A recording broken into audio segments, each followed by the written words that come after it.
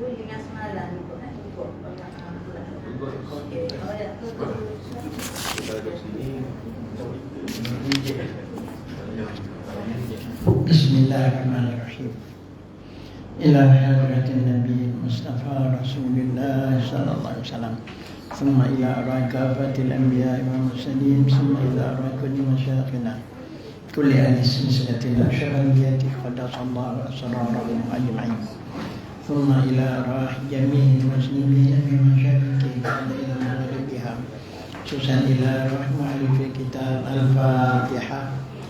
أعوذ بالله من الشيطان الرجيم بسم الله الرحمن الرحيم الحمد لله رب العالمين الرحمن الرحيم مالك يوم الدين إياك نعبد وإياك نستعين اهدنا الصراط المستقيم صراط الذين أنعمت عليهم غير المغضوب عليهم ولا الضالين.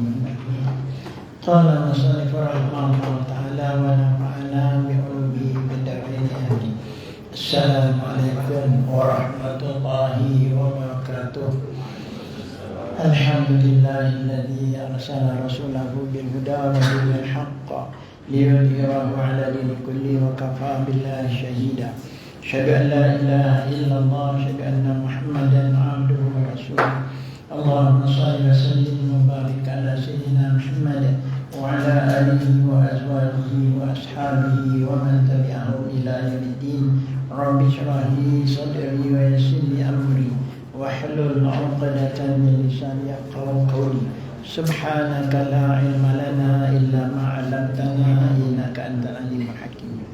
Sidang jemaah yang dirahmati Allah sekalian, alhamdulillah pelajaran kita semalam kita dah menambahkan bab mukhalafatuhu lil hawadis.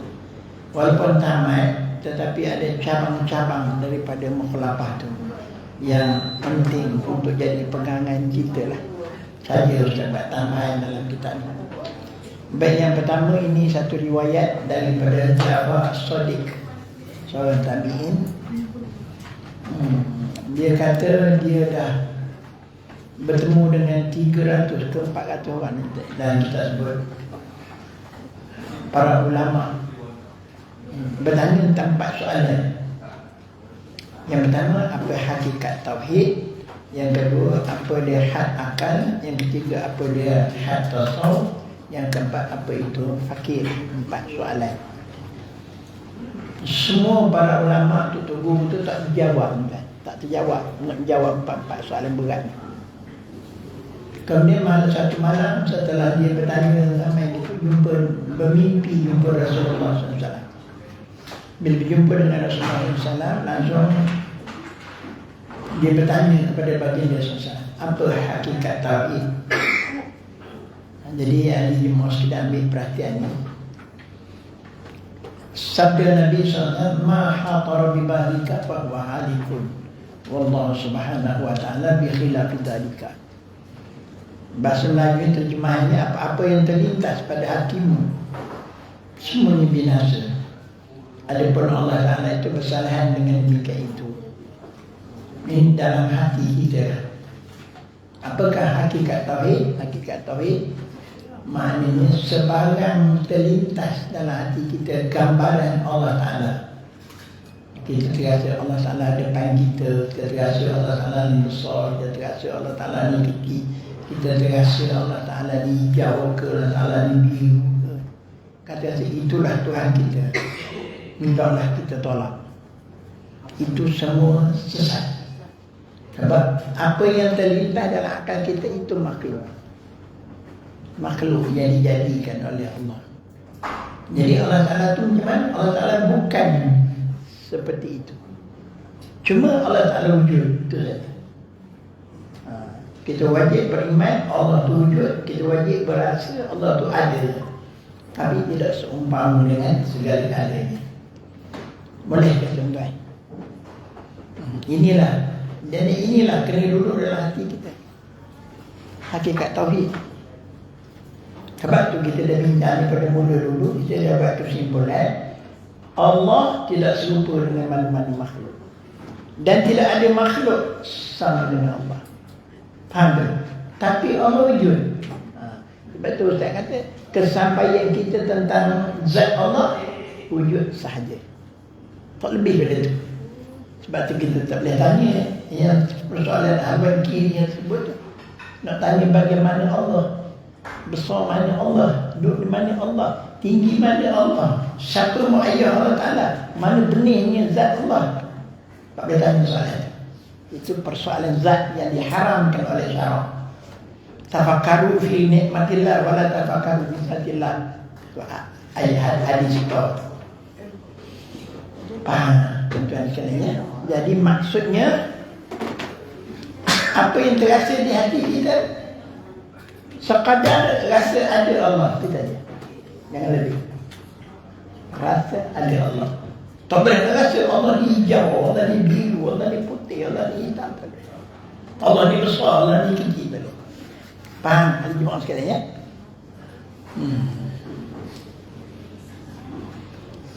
Ustaz masa ngaji ni, Ustaz ini kalau ngorek tugu. Tahu ngorek? Korek dalam lah. Kalau benda dalam lubang, korek sampai dapat benda tu. Benda cakap untuk benda gitu lah. Gali. Jadi tak tanya Tok Gu ni, Tok Jiman. Kata Tuan Gu, saya nak tahu betul pegangan Tuan Gu bila Tuan Gu nak sembahyang. Korek hati dia betul. Minta dia. Mungkin dalam hati dia banyak lagi lah ilmu Tok Gu kan. Cuma hati beri Ustaz. Sekadar lah kayaknya korang kita dah korek pada dia lah. Bila Tuan Gu berdiri sembahyang tu macam mana?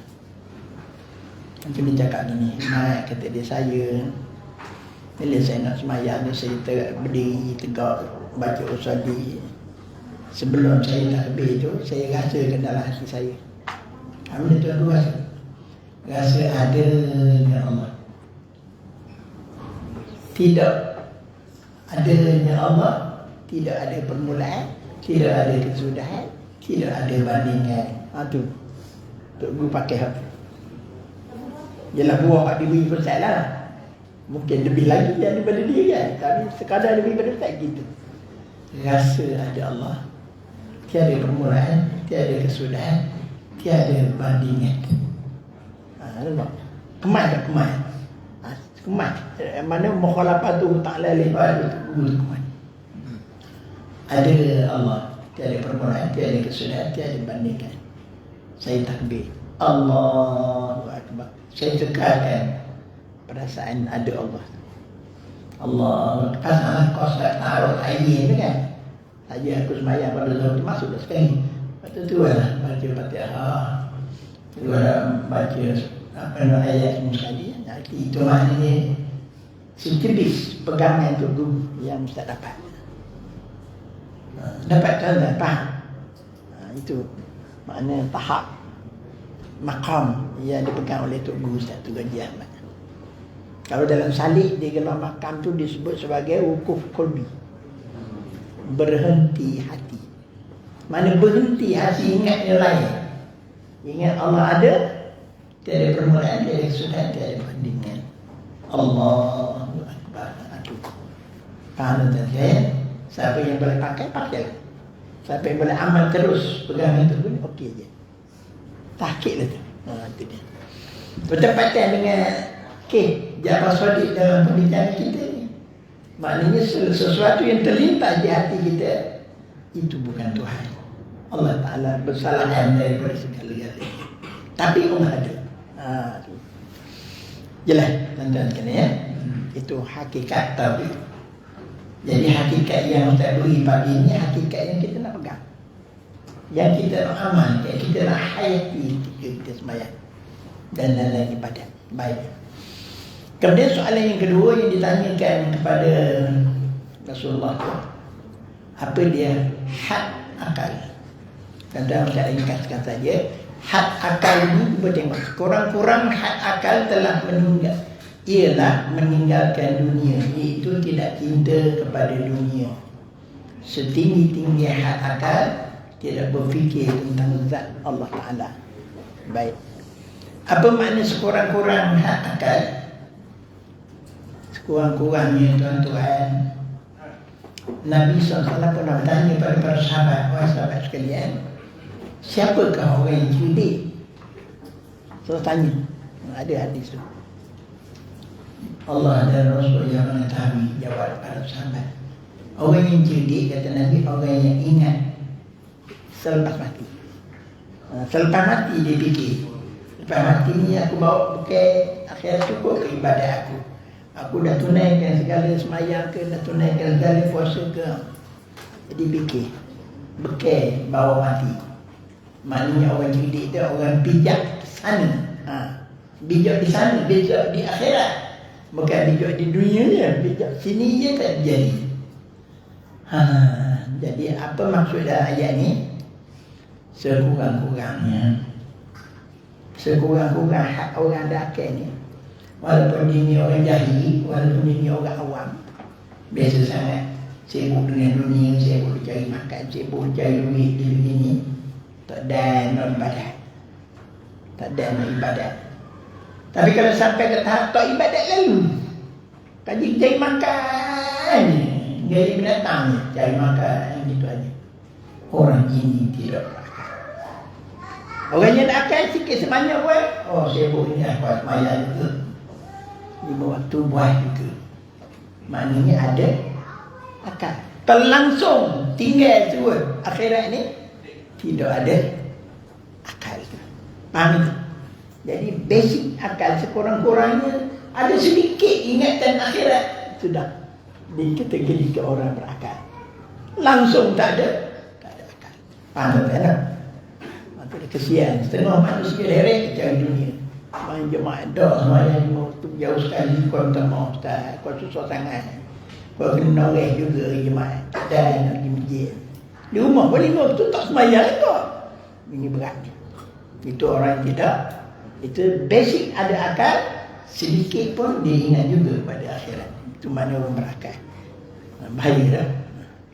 Dan setinggi-tinggi had akal, dapat dia mengawal akal dia. Jangan fikir tentang zat Allah macam tadi. Kita tahu Allah Ta'ala ada, cukup pakai tu. Tak boleh nak tanya. Ada orang belajar baca kitab Ibn Arabi, baca kitab apa namanya Al-Halas, baca kitab besar-besar, dia bantai dia nak cari Tuhan. Nak cari Tuhan, nak cari zat Tuhan. Puah. Ada seorang anak buah Ustaz dulu 2 tahun, bagi nak sasar, dia baca kitab yang sosok gitu, dia nak cari zat Tuhan. Orang cerdik ni belajar juga cari zat Tuhan ini. Jadi akhirnya dia masuk daurah dengan Ustaz di Universiti Melayu masa tu. Dia dengar Ustaz punya ulasan. Zat Allah Ta'ala yang tercapai oleh akal kita wujud sahaja, lebih pada itu. Jangan nak bergambar-gambar nak cari. Wujud dia. Oh, rupanya gitu. Zat Tuhan yang tak dapat nak cari. Akhirnya dia ngaji sampai 20 malam-malam ke depannya sesat tuan-tuan. Jadi hak akal kita boleh fikir tentang Allah mawjudun, Allah ada. Tak lebih daripada itu. Rasa Allah ada, sudah sempurnalah akal kita kenal Allah. Faham tuan-tuan ya? Yang ketiganya, sebab itu dia sebut hadis tu, tafakkaru fi ni'matillah wa la tafakkaru fi zatillah. Ayat satu lagi, tafakkaru fi khalqillah. Ini fi ni'matillah. Ada 2 riwayat hadis tu. Yang ketiga, hak tasawuf. Hak tasawuf ni tuan-tuan, tidak membangsakan, meninggalkan segala dakwaan berkaitan dengan makhluk, termasuk berkaitan dengan diri kita. Apa dia? Aku sembahyang. Dalam usaha kita memang kita sebut aku, tapi dalam hati jangan rasa aku sembahyang. Aku boleh sembahyang ni dengan kodrat Allah Ta'ala. Aku boleh sembahyang dengan hidayah daripada Allah Ta'ala. Aku boleh sembahyang dengan inayah, pertolongan Allah Ta'ala. Jangan kau ialah sembahyang, akulah sembahyang, akulah kuat, kekuatan akulah boleh rokok, kekuatan akulah boleh sujud. Jangan. Sesat itu. Tak boleh begitu. Sebab itu bila kita diajar, bila dengar seruan azan, hayya 'alas salah, la haula wala quwwata. Bila disuruh marilah sembahyang, kita tak jawab, kau nak pergi sembahyang dah ni, kawan nak pergi sembahyang dah ni, tak jawab gitu. Tidak ada dalil dan upaya aku nak sembahyang, melainkan dengan dalil dan upaya engkau. Nampak? Firman pada Allah, hayya 'alal falah. Kalau dapat kejayaan pun sama, dapat satu kejayaan pun kita dalam hidup ni, melainkan dengan izin dan kuasa Allah Taala. Faham itu hak tasawuf paling basic tu. Sebab tu kita tak boleh semayang ni kita rasakan kepunyaan diri kita, tak boleh. Mesti merasai aku boleh beribadat ni kurniaan Allah, pertolongan Allah, hidayah daripada Allah, taufik daripada Allah. Itu hak tasawuf. Kemudian yang tertinggi hak tasawuf ni ialah menyembunyikan rahsia. Ini payah sikit nak faham. Menyembunyikan rahsia ini tuan-tuan, bagi orang yang dah ahli zikir, orang yang dah ahli ibadat, orang yang dah sungguh-sungguh mendekatkan diri kepada Allah Ta'ala, dalam perjalanan dia tu akan dibuka hijab oleh Allah. Faham? Dibuka hijab oleh Allah. Selain daripada ilmu biasa yang kita tahu, selain 420 yang kita belajar, banyak hijab-hijab yang dikeluarkan.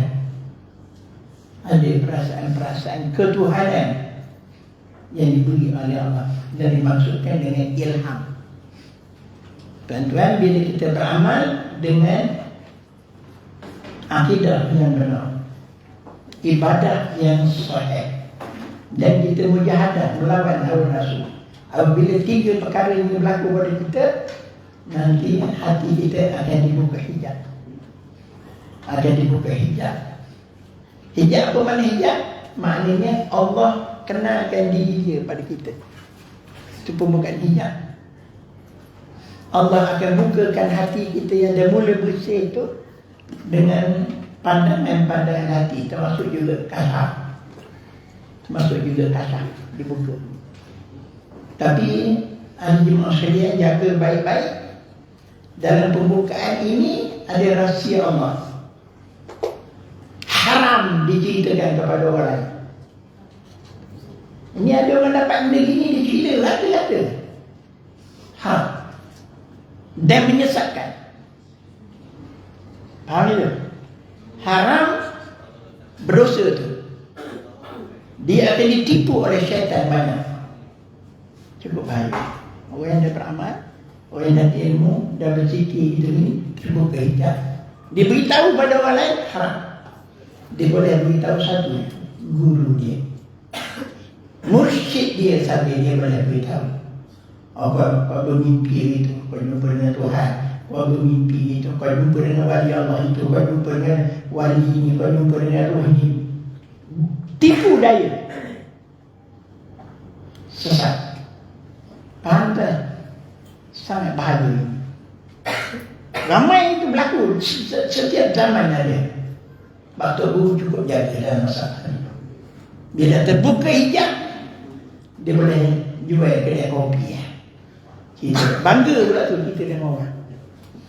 Bangga kita dengan orang. Kau bertemu dengan Hedi, kau bertemu dengan Syekh Baharuddin, kau bertemu dengan Imam Ghazali. Dusta.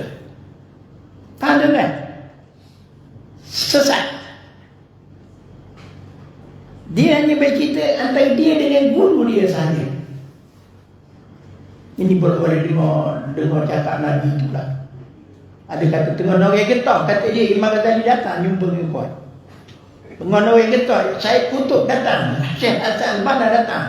Ada yang ngadu dengan Ustaz gitu. Enta kadzib. Oh tak tuduh. Kamu dusta.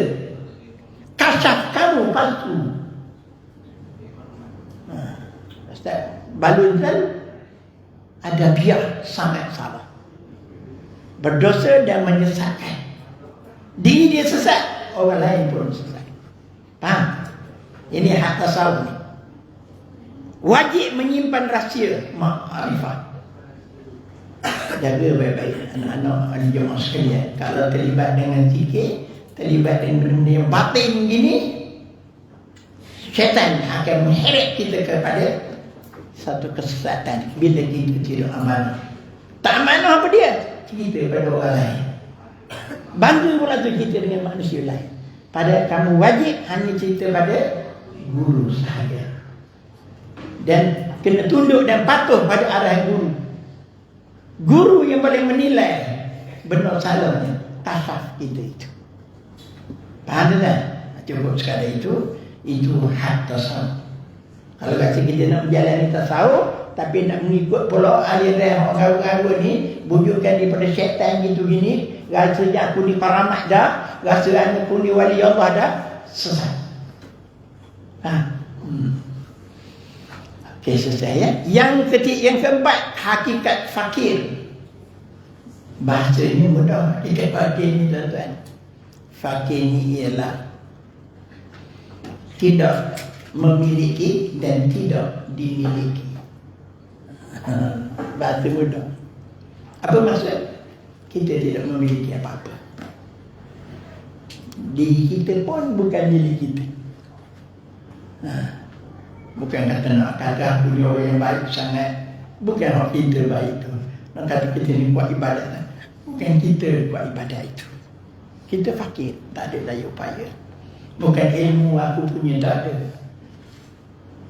Semua milik Allah, bukan milik kita. Dan kita tidak dimiliki itu, maknanya kita tidak memiliki apa-apa. Ana dhaif, aku dhaif. Ana fakir, aku fakir. Ilallah, pada Allah. Itu diri kita. Kita sentiasa merasa diri kita ini hina. Rasa aku ni banyak dosa. Rasa aku ni banyak lalai kepada Allah. Rasa sombong kita. Itu mana kita fakir. Dia rasa kawan ni dah kuat dah zikir. Kawan ni dah kuat ibadat. Kawan ni dah alim besar tadi. Ya Allah. Na'udzubillah. Tak boleh duduk situ. Kita tak memiliki apa-apa. Kemudian tidak dimiliki oleh sesiapa. Dan dalam kehidupan kita seharian ini, tuan-tuan, ialah kadang-kadang kita kerja di satu kilang. Kilang itu mensyaratkan tak boleh sembahyang Jumaat. Tak boleh sembahyang Jumaat. Seolah-olah kita ni milik kilang. Nak sembahyang pun tak boleh. Bagi orang yang beriman, orang yang merendah diri kepada Allah, dia tak akan patuh pada makhluk. Wajib dia taat pada Allah. Dia berhenti kerja tu, cari kerja lain. Perempuan kadang-kadang kerja di mana-mana, jadi jual, kena pakai skirt umpamanya, tak boleh pakai tutup aurat. Kita bukan milik kilang, kita bukan milik tempat kerja, kita milik Allah. Wajib kita patuh pada Allah. Kita bukan dimiliki oleh makhluk, tapi kita dimiliki oleh Allah. Jadi maksudnya fakir ini, aku tidak memiliki dan aku tidak dimiliki. Faham tak ya? Jadi itulah 4 perkara yang sangat penting dalam perjalanan kita kepada Allah. Baik, seterusnya kita nak bincang sikit hari ini tentang kefahaman kita terhadap Suratul Ikhlas. Surah Ikhlas ni sebagai surah yang intipati kepada tauhid. Baik, di sana dia menyelesaikan 8 kufur. Kun Allah Ahad ni, baik itu di dalam surah tu ikhlas. Apa makna ikhlas? Ikhlas tauhidnya mengasaskan Allah. Yang pertama, kul huwallahu ahad. Siapa dia Allah sebut? Allah Maha Esa. Bila Allah Maha Esa, Allah itu tidak berbilang-bilang dan Allah itu tidak banyak. Siapa kata Allah berbilang-bilang, kufur pada Allah. Siapa kata Allah ni banyak, lagilah kufur. Jadi Allah Maha Esa. Kita menolak 2 kekufuran. Menolak Allah ni banyak bilangannya, 1, 2 atau 3. Dan kita menolak juga Allah tu banyak. Allah Maha Esa. Jelas benar Qul Allahu Ahad. Menafikan 2 kekufuran. Yang kedua, Tuhan itu yang kedua ialah Allahus Samad. Quran Allah banyak, Allah berbilang-bilang. Tak, disebut Allahus Samad yang kedua tu, dia menafikan dua kekufuran. Apa dia? Manusia ini bergantung kepada Allah 100%. Nak wujud kita ni bergantung kepada Allah. Kalau Allah tak jadikan, tak ada dia. Nak ada kita ni Allah mengadakan.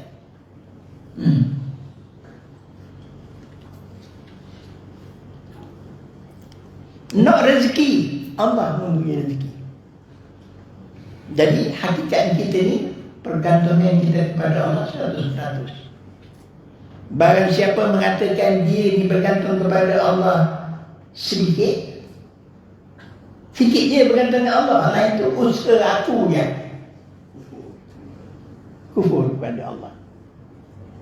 Ataupun tadi dia kata apa namanya, bergantung dengan Allah, banyak ikhtiar dia. Yang kedua ni tak, banyak bergantung kepada Allah, tapi ada sikit bergantung dengan makhluk. Boleh tak? Sebab sikit bergantung dengan Allah. Kalau banyak bergantung dengan usaha dia, lagi kita dah bincang tadi. Okey, dua kekufuran. Itu mana Allahus Samad. Allah Samad ini kita bergantung dengan Allah 100%. Tak ada kata kita bergantung sikit dengan Allah, tak ada kata kita bergantung banyak dengan usaha kita, tak. Jelas ya? Kemudian lam yalid ni, lam yalid ini Allah bukan sebab. Allah bukan sebab. Yalid ini tuan-tuan, kalimah bahasa terjemahan hariannya beranak. Sebab beranak. Sebab beranak apa? Ibulah, kan? Ibulah sebab datangnya anak, keluarnya anak daripada sebab ibu. Mak. Jadi ibu itu bahasa kiasannya ialah sebab. Apa sebab adanya pokok buah mutan? Sebab ada pokok rambutan. Apa sebab ada pokok buah durian? Kerana ada sebab pokok durian. Kenapa? Sebab ada anak. Dengan sebab adanya mak yang melahirkan anak. Itu sebab lam yalid. Tetapi tuan-tuan, Allah bukan sebab. Allah bukan sebab. Apa maksud bukan sebab? Sebab tu kita dah bahas awal-awal ayat malam. Adanya Allah harus ada alam atau mungkin ada alam. Tapi adanya alam wajib ada Allah. Tetapi tidak boleh kita katakan adanya Allah mestilah ada alam. Tak. Sebab itu kita kata Allah mungkin ataupun harus saja. Kita tak boleh kata adanya Allah terus adanya alam. Kenapa ada alam? Bila Allah kehendaki, apa? Kalau Allah tak kehendaki, tak ada alam. Sebab tu kita tak boleh kata ada Allah, ada alam.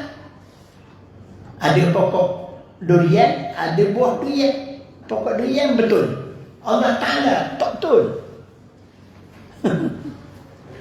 Kalau ada Allah, wajib ada alam, apa terjadi? Apa terjadi? Kembang siang lah Allah Ta'ala dengan alam ni. Faham? Mana adanya Allah, terus ada alam. Sesat ini, kufur ini. Kufur, tuan-tuan. Jadi alam tu seolah-olah jadi macam Tuhan juga. Pasal otomatik ada Allah, ada alam. Otomatik. Jadi Allah sebagai sebab. Sebab itu Allah bukan sebab. Kita sebab ada Allah, kena pakai dia manual. Tak boleh dia auto. Ada Allah, ada Allah. Itu dia auto kan? Sesat itu. Ada Allah, masuk dia dikehendaki baru ada Allah. Nampak? Kena pakai dia manual. Faham ni? Kiasan ustaz ni, dia manual ni, dia auto. Dia auto ni ada dia Allah, ada terus Allah. Dia auto. Nampak? Sesat. Tapi ada Allah, nanti Allah kehendaki baru ada Allah. Masuk dia. Faham tuan-tuan? Gitu. Jaga baik-baik lah.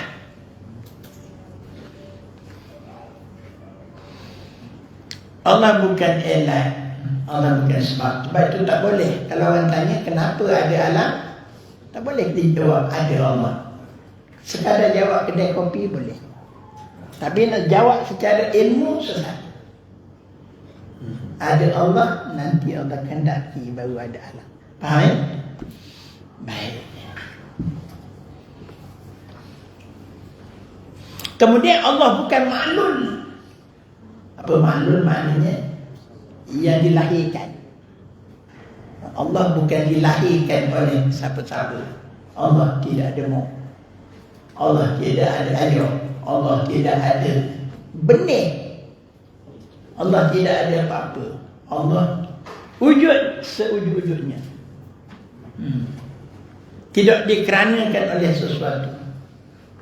Itu zat Allah Ta'ala. Dia dah ada dah. Jangan kata satu ajaran sesat yang ada di YouTube. Syekh Husim Wali Allah buka YouTube dia. Sesat pun ni ada berapa ramai orang ikut. Sekarang ni berada di Indonesia. Dia kata apa? Sebelum ada alam, Allah berdiri sendiri. Betul tak? Kita pun setuju tu. Zat Allah Ta'ala berdiri sendiri. Dia kehendaki baru dia buat alam. Tapi dia kata zat Allah ni sendirian. Tiba-tiba dia berkehendak menjadikan alam. Tuhan nak ambil mana raw material? Ambil mana bahan mentah nak buat dunia ni, nak buat langit ni? Ambil mana? Ambil mana zat? Ni saya ucap awak sesat ni kamu. Akhirnya apa dia? Allah Ta'ala ambil secebis daripada zatnya. Nampak kafir dah tu. Murtad dah tu. Ibarat kita lah. Kita nak buat benda, nak buat itu ni, nak buat gulai, benda tak ada cukup. Tak ada benda nak buat gulai, dia tak ada papai bumbu kita ni sekilo. Masuk dalam buat gulai, campur dengan bawang sekali. Boleh tak? Kita boleh lah. Allah Ta'ala boleh. Sesat yang amat sangat tuan-tuan. Kufur pada Allah. Pahaman kita apa? Memang betul Allah berdiri sendiri sebelum buat alam. Tapi jaga baik-baik. Bila sampai masa Allah berkehendak buat alam, Allah kata kun fayakun. Tu je. Tuan sebut dia. Jadi. Artinya daripada zero. Daripada kosong, daripada tak ada apa-apa, dijadikan alam. Itu namanya Khaliq. Allah pencipta. Ini boleh ambil daging punggung dia sendiri pula. Kata dia ambil daging punggung, dia ambil secebis. Zatnya dia buat dibuatnya Lauh Mahfuz. Daripada Lauh Mahfuz itulah dibuat seluruh alam. Dia tidak kata Nur Muhammad. Haji Husin yang bawa sesat ni banyak masih ada tu dalam YouTube. Tuan-tuan cari Haji Husin Wali Allah. Aku Wali Allah. Apa berdoa. Dia pernah datang ke Malaysia, diburu oleh Jabatan Agama nak tangkap. Akhirnya Singapura. Sekarang ni duduk di Indonesia. Indonesia ni negara open. Sesat pun diterima. Jelas tuan-tuannya. Jadi Allah ini tak ada datang di mana-mana. Tak ada mu'ayyah, tak ada benih, tak ada asal-usul, tak ada. Allah Ta'ala telah ada dah. Tak ada. Jadinya Allah Ta'ala bukan sebab. Yang akhir sekali, walam yakul lahu kufuwan ahad. Allah tidak ada alami sikit pun serupa dengan Allah. Satu. Syabihun. Kemudian jangan dikatakan bahawa Allah diserupa betul dengan makhluk. Kabar betul, kabel yang sudah. Sikit pun tak boleh kita nak katakan ada alam ni serupa dengan Allah. Tak boleh kata sikit ada Allah ni serupa dengan makhluk. Jangan. Kufur belaka dua-dua tu. Inilah huraian kepada surah Al-Ikhlas menafikan 8 kekufuran. Wallahu a'lam.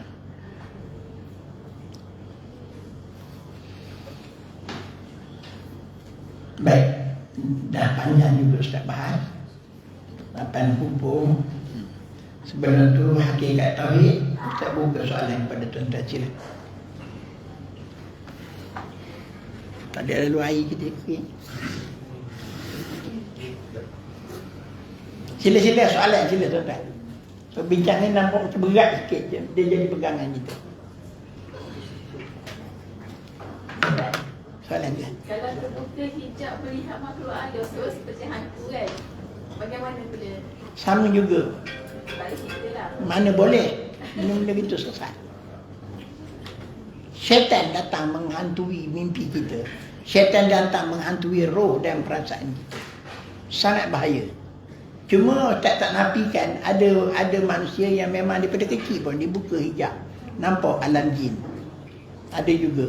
Tapi dia tu kena dikawal. Kena dijaga baik-baik. Kena dipimpin oleh guru. Kalau biarkan, syaitan main dia. Lala jadi tok bomo. Kadang-kadang tok bomo menyesatkan. Lebih lagi kalau kita berzikir Allah. Awak berzikir Allah. Tapi terbuka dengan berbagai-bagai benda bentuk itu. Datang sahabat jubah ngaku dia sebagai guru. Ngaku itu ini. Padahal syaitan. Jadi bukan senang nak bertemu dengan wali-wali Allah ni. Nak bertemu dengan Nabi Hadi bukan senang. Itu pilihan Allah. Sila Ustaz, tanya. Apakah inkisyaf ataupun hijab ni hanya terbuka dengan zikir? Satu. Yang keduanya, boleh tak kita berzikir sebab kita nak buka hijab? Soalan yang terakhir itu sesat. Zikir nak terbuka hijab. Sesat. Setan gitu. Sebab tu kita ahli tarekat ilahi anta maksudi waridaka matlubi. Kita dapat keredaan Allah je. Banyak wali-wali Allah dulu terbuka hijab, sujud pada Allah, angkat tangan doa pada Allah, doa, wahai Tuhan tutup hijabku. Suruh tutup. Ustaz kalau kita bersuluk ni dah 40 tahun dah. Tapi sentiasa Ustaz pada wahai Tuhan, aku tak mau letak kasar. Minta engkau tutup kasar aku. Ustaz tahu kasar ni satu beban dan amanah yang berat kita nak pegang. Dan kita boleh disesatkan oleh kasar kita sendiri. Imam Abu Hanifah rahimahullah ta'ala buka oleh Allah hijab. Bila dia duduk dekat qala, dia lambat sikit naik semayang. Datang orang duduk. Dia nampak seketul-seketul dosa orang tu. Ini dosa zina, ini dosa minum arak, ini dosa tak semayang tu nampak.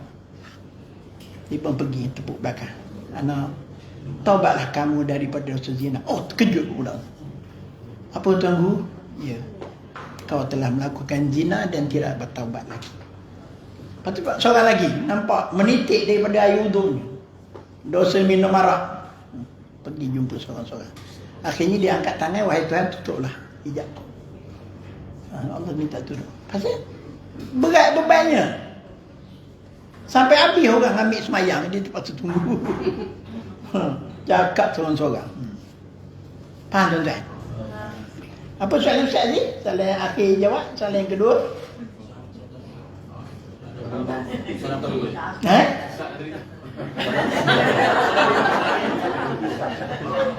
Inkisah. Dengan hanya berzikir. Ada. Boleh Allah buka. Ada orang yang Allah buka dengan tidak berzikir pun, tidak berguru pun, tidak bertarekat, Allah buka. Itu namanya ahlul jazbah. Orang yang diterik oleh Allah Ta'ala hatinya. Dipilih oleh Allah, hati dia jadi suci seseorang insan itu. Tapi orang ini, apabila dia ketahui, hendaklah dia dibawa berjumpa dengan mursyid, dipimpin. Kalau tidak, dia boleh melalut dengan kasar dia tu, dia boleh jadi gila, dia boleh jadi isim, dia boleh jadi tuk bomo. dan tak dapat jalan lurus kepada Allah. Lagi soalan satu yang pertama. Kita sama-sama. Juga. Yang kedua. Kedua tu untuk guru isteri.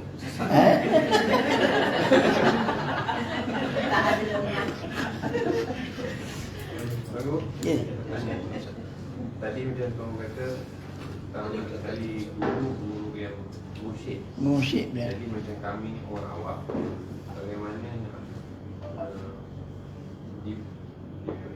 mengenali guru-guru? Ialah guru musyrik ini yang pertama sekali dia beramal dengan ilmu tasawuf. Ilmu tasawuf itulah yang dikatakan musyrik. Kalau ilmu ngajar fiqh ni tidak musyrik. Gitulah cari guru-guru tasawuf yang boleh membahaskan tasawuf, boleh membahaskan tarekat, boleh membahaskan sifat mazmumah, boleh sifat mahmudah. Itulah ciri-ciri yang zahir sangat yang mudah kita faham. Gitu. Kemudian bila menghalusi nak pilih satu-satu guru tarekat itu mestilah ada salasilah. Ada guru dia yang masyhur, ada guru dia berlapis-lapis dan ada senarai nama dia tu sampai ke Rasulullah. Sekarang ni salasilah yang ada 39 ataupun awal sikit ataupun bawah sikit 40, 42 gitulah. Tak lagi sangat. Kita ni dekat zaman Imam Hadi apabila dia sampai ke satu silsilah generasi ke-40. Sebabnya diriwayatkan generasi 40 tu nantinya Imam Hadi. Kerana keseluruhan tarekat pun antara itulah, antara 40 lebih sikit atau kurang sikit. Ustaz sendiri yang ke-36. Itulah sikit, awal sikit kan. Gitu. Salah silah nama. Salah. Nak tanya, apakah dimaksudkan dengan syirik kafi dan syirik jali? Syirik khafi. Kafi. Syirik khafi, syirik halus. Syirik kecil namanya. Termasuk riak, takabur, wujud, sifat-sifat mazmumah. Dia tidak mengeluarkan dia itu daripada Islam. Tapi syirik jali ni menduakan Tuhan, mengatakan hantu syaitan tu sebagai sahabat dia, minta tolong dengan hantu syaitan, itu syirik jali. Mudah kan? Baik. Tapi syirik khafi ni pun dosa besar dan tak terima amal. Amal ibadat batal, riak ni sekali kan. Tengok tanya, boleh ke kita ni alam manusia kita minta pertolongan ke alam lain? Syirik lah. Syirik selalu. Benda tu datang sendiri pun benda tu datang ke kita. Benda tu datang tipu daya. Haram lagi syirik, lagi berat. Yang datang tu memanglah syaitan. Wujud tak datang. Wujud tak datang. Duduk bersama lagi. Ada soalan lagi? Bagus soalan. Sikit lagi tu. Masalah Berkaitan mahabbah, mahabbah. kasih sayang kepada makhluk. Kan ada satu tafsir daripada Ibn Kathir disebut orang-orang yang meletak kasih kepada makhluk melampau. Ulaika alaihim asyraku bil mahabbah.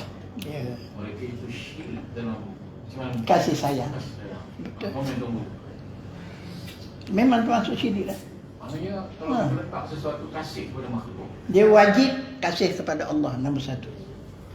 Nombor dua, kasih kepada Rasul. Nombor tiga, baru kasih pada diri sendiri. Itu adalah akidah yang asal. Meletakkan kasih kepada lain daripada Allah.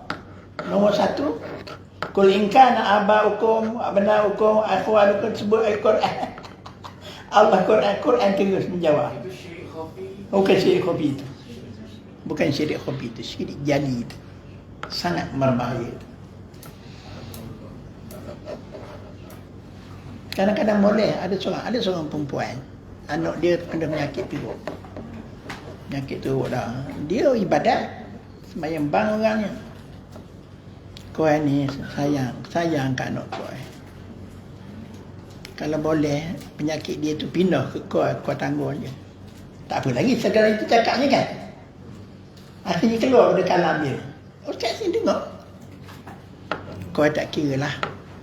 Kalau kau boleh nak berbuat nak buat dengan Tok Cha siang pun tak apa. Maknanya dia sanggup untuk tukar agama dia demi kasih kepada anak dia. Orang ni mahir. Gugur dah syahadat dia. Gugur dah tuan-tuan. Mana boleh cakap gitu? Kita tahu mak sayang sangat kan. Tapi jangan sampai lupa Tuhan gitu. Membawa kepada kekufuran dan kesyirikan. Tahu? Mana dia reda lah kau pergi berbuat dengan kafir, kau jadi kafir pun tak apa. Seolah-olah gitu. Salah hati dia sanggup jadi kafir demi nak anak dia sihat. Bodoh dah. Anak bila-bila boleh mati, kita bila-bila boleh mati. Sedangkan mati dalam kufur tu, bapak punya celaka. Jelas tak ya? Oh, Ibn Katsir ada bahas begitu. Ialah kuringkan abang hukum tu lah. Jawapan ayat sebenarnya Allah ni jawab. Jagalah baik-baik tuan. Tak nafi kasih ibu pada anak, tapi jangan sampai melepasi kasih Allah dan kasih Rasul. Allah kena duduk di atas, Rasul kena duduk di atas. Wallah alam. Tak ada soalan? Ya. Dah.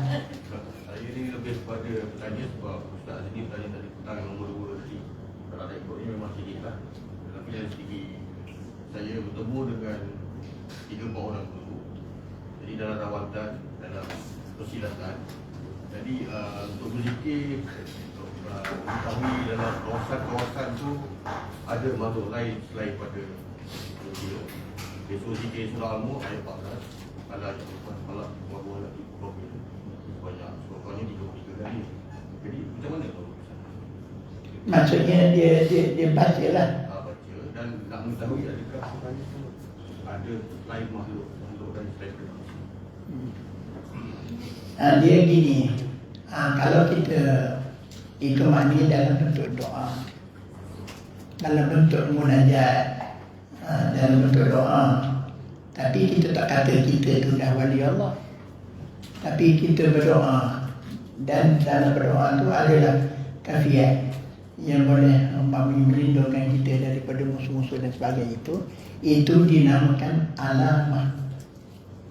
Jadi orang-orang soleh dalam itu dia pakai alamah. Bukan dia direct minta tolong pada jin. Dia minta tolong pada Allah. Dia baca ayat Allah. Itu namanya barakat ayat. Jadi yang bunyi petunjuk pada kita ada ke makhluk jahat ke tak ada sini tu, itu merupakan al-alamah. Banyak ahli-ahli ruqyah, ustaz kita yang merawat ni, dia dapat mengesan alamat ini dengan alamah. Itu sahaja. Bukan tahqiq betul tu.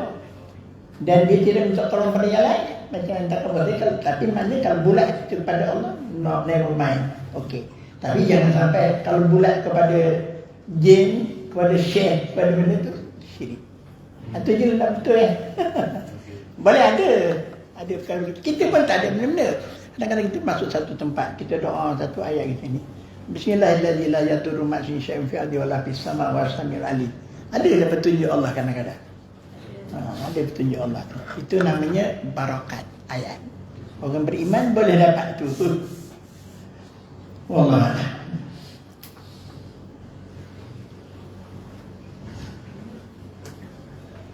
Ya, Saleh. Saya mewakili ada satu tak boleh segan. Dia tanya Tuan Guru sebut tentang kalau haram kita bercerita suatu hijab lah yang kita dapat. Tapi jika di dalam suluk dia ada keterbukaan Suluk. dan kita cerita pada sesama jemaah yang lebih tinggi makam, boleh ke atau Itu namanya khalifah. Dia orang ini pembantu guru, diizinkan. Bukan orang awam ataupun member-member kita sama standard, tak boleh. Sesama kita yang baru masuk pun haram. Tapi kepada pembantu guru yang guru dah iktiraf dia sebagai khalifah, itu harus maknanya kepada guru mursyid dan pembantu guru. Hakikatnya kepada guru lah tu. Jelas tu ya. Tuan guru seorang tak tahan juga. Memang tu. Anak murid pembantu dia ada. Biasa tu. Diizinkan, maknanya dalam kawalan lah. Ataupun di luar pun tak apa, kita jumpa dengan pembantu guru tengah jalan. Kita ada masalah perangai, boleh kita ni. Tapi pada hati kita, hakikat cinta guru, nanti dia akan lapor guru juga.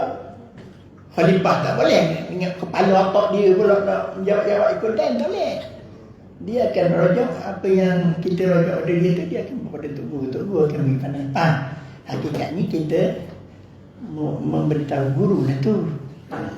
Wallahualam.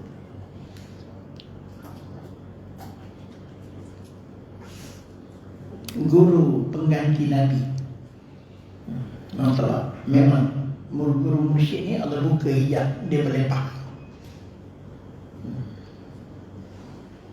Ada baru ni Ustaz bawa satu orang pergi jumpa Tok Guru Ustaz Hadi Raul.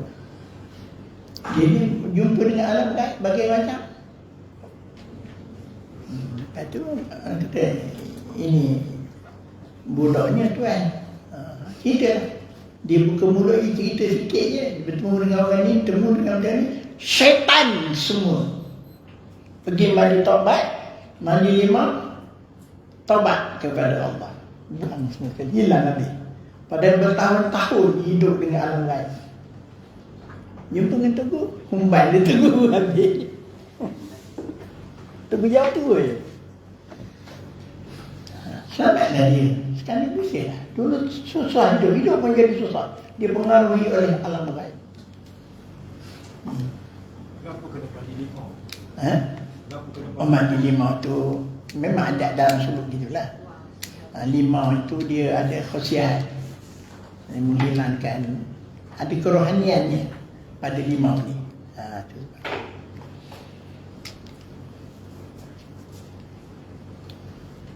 Ada soalan lain? Jagalah tuan-tuan, tipu daya di alam gaib ini lebih sulit. Tipu daya syaitan yang halus ni lebih sangat menyesatkan daripada sesat-sesat di luar. Sebab tu nak berguru pasal-pasal. Orang Melayu ni pula banyak sangat ilmu. Bagai-bagai gaya, di antaranya ilmu gaib, di antaranya ilmu kepal, di antaranya ilmu pengasih, di antaranya ilmu pembenci, di antaranya ilmu pelaris. Benda-benda ini bawa dalam suluk, mengelupur gaya yang kena sebelah. Sebab syaitan ni dia tak tahan depan dengan zikrullah, berdepan dengan mursyid, depan Tok Guru, jen dah. Sebab tu sebelum suluk itu gini kena taubat benar-benar, serah pada Tok Guru segala amalan gitu-gini. Lepas tu dah clear, baru boleh berjalan kepada Allah dengan ikhlas. Ini bawa ilmu kebal, bawa ilmu pengasih. Ada sama apa Allah jadi katok. Rupanya dia belajar dengan ilmu syiah. Dan selalu hilang. Pening kau mencarinya. Lepas tu ada seorang khalifah cari-cari, malang gelap-gelap dia lah. Tujuan ke tingkap. Selalu-selalu nampak kata, klik-klik mata. Mana kita tahu ke dia, mana tahu. Klik-klik mata. Ada seorang kampung hantar dengan bajunya, koyak rabok lalu dalam hutan rimba dengan lumpur. Orang kampung hantar ke surat. Apa? Siasat-siasat belajar ilmu gaib. Rupanya ilmu gaib itu dia jadi katok. Sebab tu dia sebagai komando tentera di Thailand. Dia belajar siang. Mana dia jadi katok. Mana dia tak boleh gaib betul. Tapi dia tak jadi. Dulu kan penjara atau apa namanya dalam hutan ni dia buat kayu tu kan. Kayu komunis tu dia nak tangkap orang dia simpan dalam tu je. Jadi dia dikata dia kecil kan, dia boleh lalu celah kayu. Dia boleh keluar daripada penjara tu. Ada selamat lah. Seorang lagi tengok lah, jadi babi. Oh, kan tengok jadi babi. Tapi tak ada tersuruh dia cerita kawan dia lah. Jadi babi tuan-tuan. Tak mau gaib betul, tapi jadi babi. Jadi babi nak pagar tu tak boleh nak keluar. Ayo itu. Itu hukum lain kita. Alhamdulillah dengan berjalan suluk boleh selesai banyak. Guru tanya. Buat. Dia tanya mana? Bang Guru, kalau kita dah tahulah kelebihan guru yang musyrik, bagaimana orang yang meninggal dunia sepanjang hayat dia tak pernah terfikir nak cari guru yang musyrik. Macam mana perjalanan berikutnya itu? Gini, maknanya dia tidak bersalib, tidak bersuluk, tidak beramal dengan tasawuf lah tu.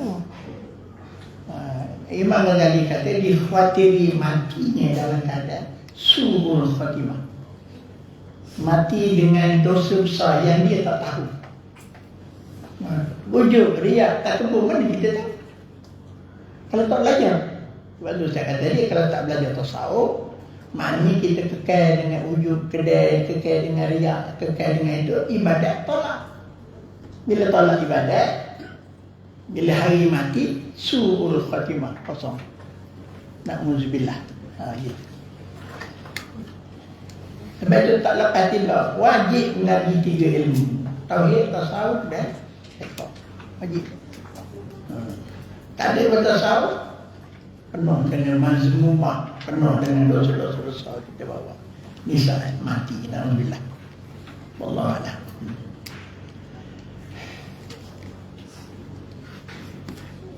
Banyak lagi kita ni tuan. Boleh sambung buat. Baik, bismillahirrahmanirrahim. Tadi kita bincang 8 kufur. Berat tu. Ini 7 asal bid'ah. Tak terlalu ringkas jadi. Yang pertama, golongan mengatakan ijatul zati. Ijatul zati ni maknanya tadilah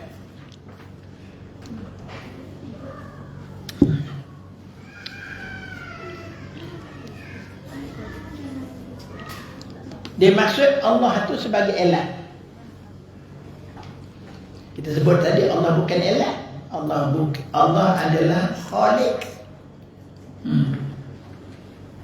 Jadi kita nak kabarkan kenapa ada manusia? Manusia ada kerana ada Allah. Ini maknanya Allah tu elat. Kenapa ada buah riang? Kerana ada pokok riang. Ada jadi gitu. Kenapa ada buah mutai? Kerana ada pokok mutai, kan? Tapi kalau nak kata kenapa ada alam? Kerana ada Allah. Dia ada Allah sestandard dengan pokok mutai ni. Allah ni sama derajah dengan pokok riang ni. Faham itu? Padahal Allah pencipta, dia kendaki baru ada. Nah, ini sesat ni golongan tadi. Golongan ijatul zati. Ahli falsafah kira gitulah. Yang kedua, golongan yang pakai akal. Nah, ini golongan Mu'tazilah. Yang pakai akal semata-mata.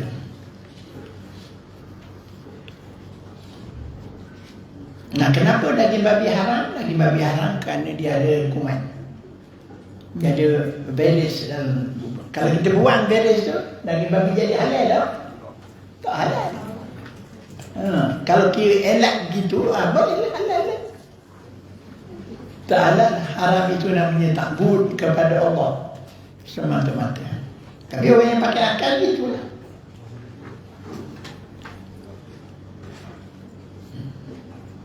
Sebagiannya pahaman Mu'tazilah mengatakan syurga neraka ni tidak kekal. Itu kesesatan itu. Sedangkan Allah ni menyebut, hukum syarak menyebut syurga kekal, neraka kekal. Tapi dia tetap kekal. Sebab apa? Dia makhluk juga. Dia hujah pakai akal dia. Dia tidak pakai syarak. Kita bila akal tu dengan syarak, kita pakai syarak. Itu. Ini golongan yang sangat menyesatkan. Gitu juga golongan Mu'tazilah ni yang dia pakai akal. Dia kira Allah Ta'ala ni bila buat pisau, pisau itulah berkuasa memutuskan. Bila Allah buat api, Allah beri kuasa pada api membakar. Dia pakai akal saja. Sebab sedangkan kita sebut sama, innallaha ala kulli syai'in qadir. Allah Ta'ala menentukan hangus ke tak hangus, putus ke tak putus. Kan pisau. Kita faham gitu, dia tak. Dia kira sikit akal dia. Yang bakar tu api. Dia bergantung pada sebab gitu. Ini kesesatan. Yang tiga golongan yang taklidul radi. Taklidul radi mudah lah. Macam gaya orang Yahudi ataupun orang kafir Quraisy Mekah dulu. Memang pakai kering je beriman kepada mak ayah atau nenek moyangnya mau berhala. Satu hal, satu komponen lagi ialah orang Yahudi di zaman Rasulullah SAW. Tuan-tuan, orang Yahudi ni dia baca kitab Taurat, dikenal Rasulullah. Dia tahu Rasulullah akan turun. Dia orang yang sayang ke Nabi juga kira asing. Tapi bila Nabi SAW lahir daripada orang Arab, dia ni asabiah kuat. Dia tak setuju. Dia nak Nabi ni orang Yahudi juga. Walaupun pada hari Rasulullah kan, cucu Nabi Ibrahim kan? Kalau cucu Nabi Ibrahim tak mungkin. Dia orang bersedia untuk membunuh Nabi sampai ke tahap tu. Ini taklid yang melampaui batas. Sesat juga. Rabatul adi. Ini jenis yang apa nama parti gerakan, tak bergerak, tak makan. Parti gerakan. Dia pun pegang pada hukum adat dia. Kalau kau kerja, kau kaya. Kalau kau tak kerja, kau miskin. Rezeki pada usaha kau. Gitu. Faham je lah. Ini taklid. Rabtul adi namanya, bergantung pada adat. Tak tahu pada hari ni berapa ramai orang yang sakit kelantar di hospital sampai sebulan 2 bulan tak makan habuk pun. Allah kata hidup lagi kan? Hidup. Ni kita bergerak tak makan tak ada itu. Kemudian jahil murakab. Jahil murakab ni umpama orang Kristian. Jahil murakab ni bodoh sombong. Mungkin kita boleh berhujah dengan dia, membetulkan kesesatan dia, tapi dia kalah hujah kalau kita ikut. Apa gelar ni pergi. Gelar bodoh sombong kan. Ada bodoh tapi tak sombong, tak apa. Orang cakap benar dia ikut kan. Ini dah orang cakap benar pun tak ikut. Dikira dia juga. Ada Ustaz, tak dulu Nazrul Sulaiman dulu pernah bincang. Di Islamic School dulu, Kristian saja, Cina itu Kristian semua. Pamphlet Kristian kita ngabur di sekolah. Bahasa Inggeris lah. Jadi, bodoh dengan sini jadi kawan kita tu. Kata, you percaya macam mana itu Jesus. Dia kata, itu the son of God. Anak Tuhan tadi. Itu Ustaz. Kene-kene lah berhujah dengan dia main-main lah. Okay, kita tahu dah ke hati dia. Tak nyendak masuk Islam tapi khabar. Dia kata iyalah. Mary is the mother. Mak kata dia. Jesus is the son. Orang Melayu je kau gitu. Kata you fikir ke baik-baik. Ini God, Tuhan, dia ada anak kan? Dia tengok itu kambing ada anak tak? Ke you punya Tuhan sama dengan kambing? Menurut kejut dia. Dia tengok ada pernah kena hujah tu sekali kita bansai. You kalau you kahwin nanti you dapat anak sama you dengan you punya God. Dia senyap, dia tak kena hujah kita. Tapi nak dia ikut kita. Kalau dia tetap pegang Trinity tu lah. 1 is 3, 3 is 1. Betul? Pening kepala dah. Dia kata, orang tu Esa. Tapi Esa tu 3. Kita nak mikir tak hati. Dia pun nak beri keterangan pada kita pun. Tak payah. Jadi, ini nama jahil murakab. Tak dibahas ke tuan-tuan. Ayuh. Macam ni tak tahu. Ini Ustaz ada catat sini. Kita dengar kenyataan daripada Siti Kasim dulu. Orang Kuantan ni tak? Pernah keluar kenyataan Tuhan itu ialah vibration. Dia keluar Tuhan ni vibration. Tak tahulah dia rojok atau tak ada. Tapi memang pernah dia keluar kenyataan. Sebabnya dia kata segala-galanya dengan vibration. Getaran semua kan. Baik handphone, baik benda semua. Orang kata dia Vibration is the God, kata dia. Tak tahulah dia tarik balik dia tak. Pas tarik balik murtad dia hidup, kafir dia hidup dah. Nak berhujau bukan senang, dia bapa peguam kan. Kemudian yang keenam ialah golongan yang ambil zahir ayat Quran. Yang kita semalam lah, muka Tuhan. Dan not juga kita kata kita beriman kepada ayat, betul. Kita beriman kepada wajah Allah sebagai muka Allah, betul, kita beriman. Ayat tu kita beriman. Tapi kita tidak faham bahawa wajah Allah tu muka Allah. Kita tak faham. Kita serah pada Allah je. Ataupun kita takwil muka itu sebagai zat. Jelas dah perbincangan semalam kan. Saya tak payah panjang bincang. Yang ketujuh, kawin akliyah. Ini satu golongan yang tak ngaji lah ni. Tak faham mana wajib wujud, mana mungkin wujud, mana dia mustahil wujud. Itu malam kita bincang. Apa makna wajib wujud? Allah dulu kini selamanya ada. Sebelum ada alam, Allah dah ada dah. Itu wajib wujud. Dia tak faham waktu. Jadi kalau dah tak ngaji lalu, memang tak faham. Aku ada, Allah ada. Suruh je lah aku dengan Allah ni. Ini golongan yang sesat.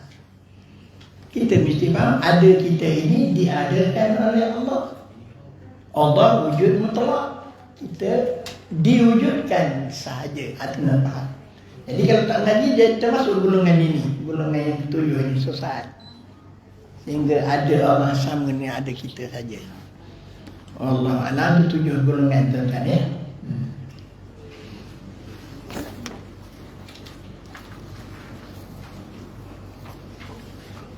Berapa je?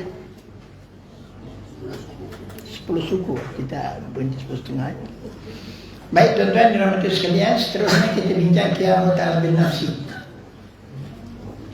Qiyamul bin nafsi ni ada 2 penjelasan. Yang pertama, Allah tidak berkehendak kepada yang menjadikan dia. Yang kedua, Allah tidak berkehendak pada zat tempat berdiri. Penjelasannya ialah menafikan Allah Ta'ala berkehendak kepada zat, berkehendak pada yang menjadikan dia, dan Allah Ta'ala tidak mengambil faedah pada segala perbuatannya dan tidak mengambil faedah pada segala hukum hakam. Jadi pecahnya seolah-olah jadi 4, tapi asalnya 2 sahaja. Lawannya ihtiyaju ila ghairi, berkehendak kepada yang menjadikan dia. Yang kedua, berkehendak pada tempat berdiri. Dalil naklinya, Qurannya, wallahu ghaniyyun wa antum fuqara. Allah Ta'ala Maha Kaya dan kamu semua orang yang memerlukan dia. Baik, saudara jemaah sekalian, Allah tidak perlukan yang menjadikan dia. Jelas kot dalam perbincangan kilam, Allah sedia kali. Allah tak pernah tiada. Faham? Kita makhluk ni asalnya tak ada. Allah tidak pernah tak ada. Beza tak? Beza 100%. Pusing jam 100%. Allah tak pernah tiada. Kita dulunya tak ada. Ada pula sekejap, lepas tu esok tiup hingga kala hancur lebur, tak ada pula. Jelas ya? Allah tak ada siapa yang menjadikan dia. Kemudian yang kedua, apa dimaksudkan Allah berdiri sendiri? Zat Allah Ta'ala berdiri sendiri itu, dia adalah zat. Tempat berdirinya segala sifat. Sifat-sifat Allah berdiri pada zat Allah. Apa makna zat? Diri Allah. Zat artinya diri Allah yang sebenar-benar. Jadi bila membincangkan zat dengan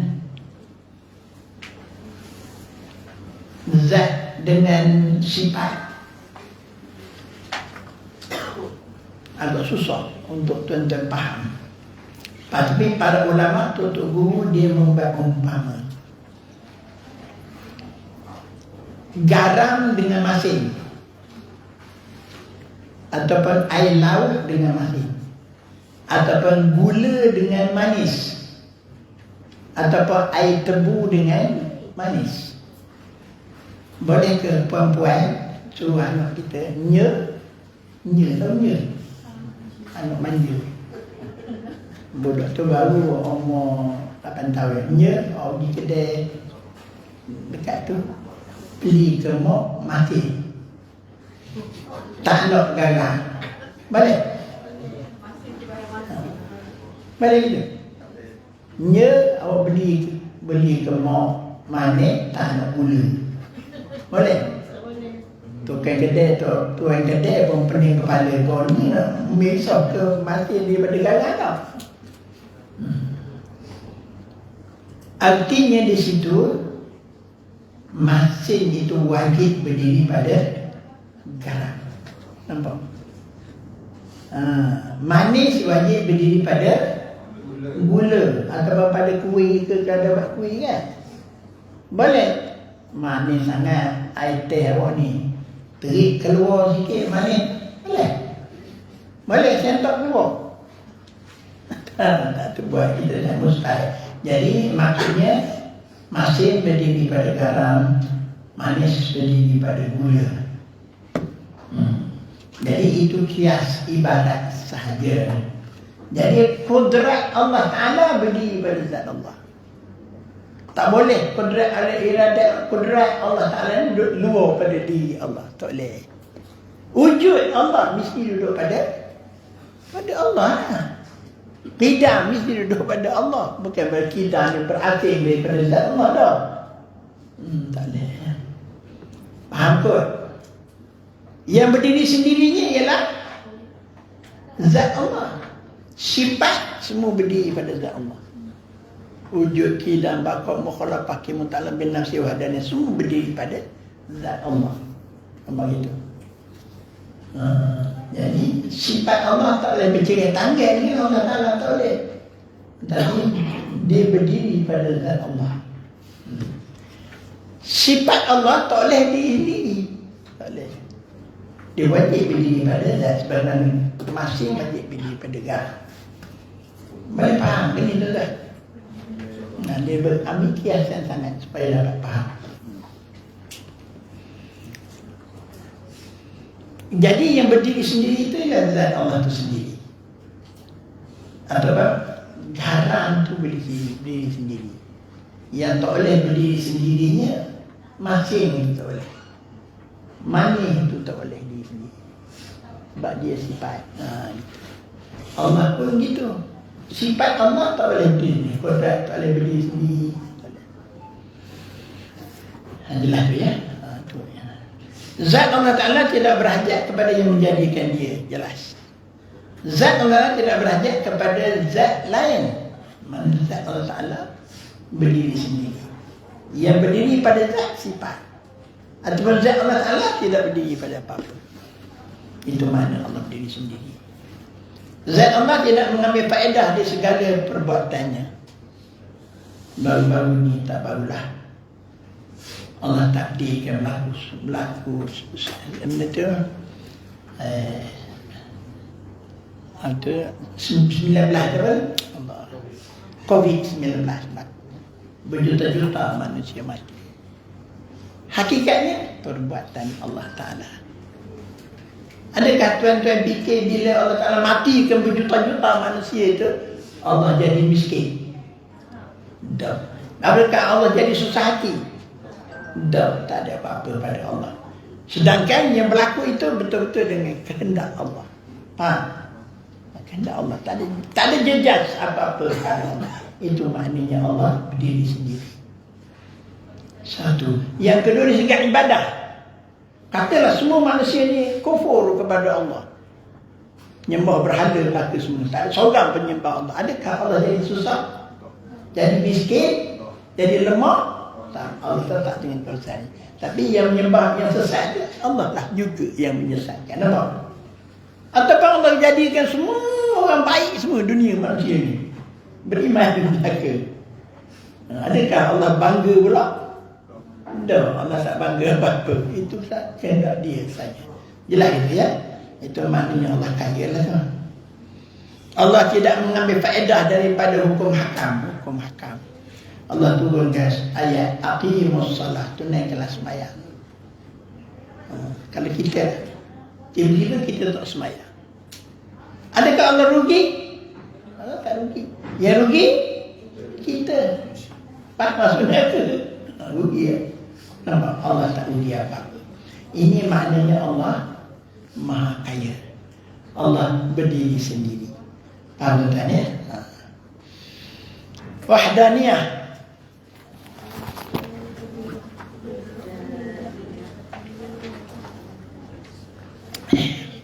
Minit 10.20. Oh iya, mana lagi masuk ini? Okay, 10.20. Wahdaniyah. Wahdaniyah ni perbuatan. Wahdaniyah perbuatan. Wahdaniyah maknanya keesaan. Esa Allah Ta'ala.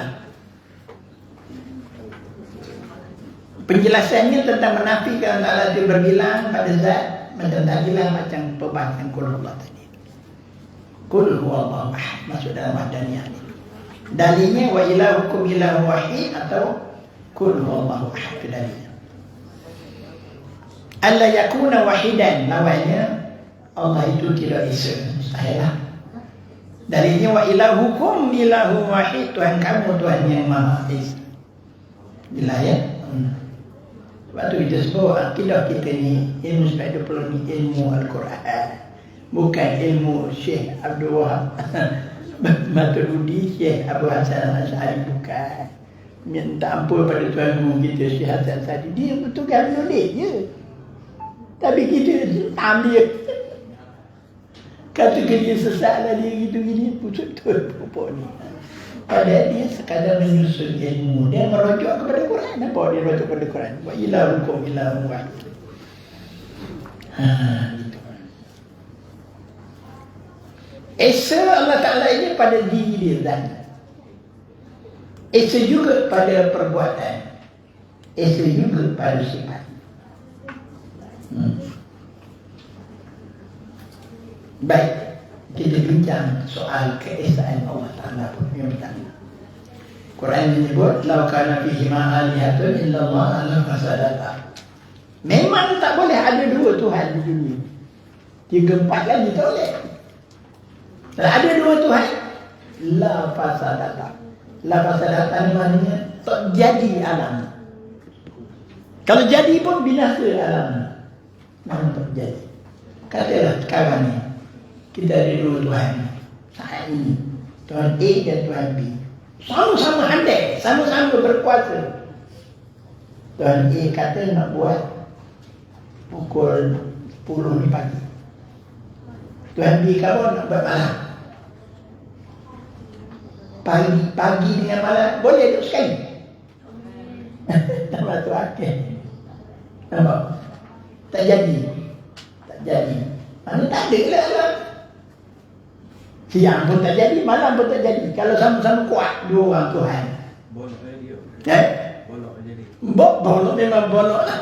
Betul tangan. Jadi tak jadi. Tak terima di akal. Jadi baik, dalam perbahasan ini para guru kita membagi kepada 4 bahagian. Yang pertama, Tuhan tidak muafakat.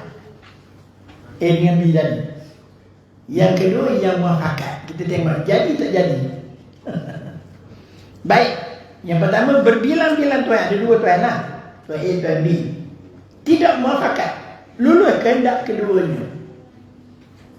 Tuhan A nak buat pagi, Tuhan B nak buat malam. Lulus dua-dua, apa jadi? Tak jadi apa dah. Jadi apa? Kalau dia sama kuat, kalau terkedir Tuhan B ni lembek toyek, tak boleh buat. Tuhan A lah je Tuhan, terasa je ke Tuhan tau. Kalau Tuhan A lembek tonyek, Tuhan B je lah Tuhan. Jadi terasa je ke? Selesai, semua dah faham. Kemudian berbilang-bilang juga, tidak muafakat juga dua ni. Lulus kehendak salah seorang, apa jadi?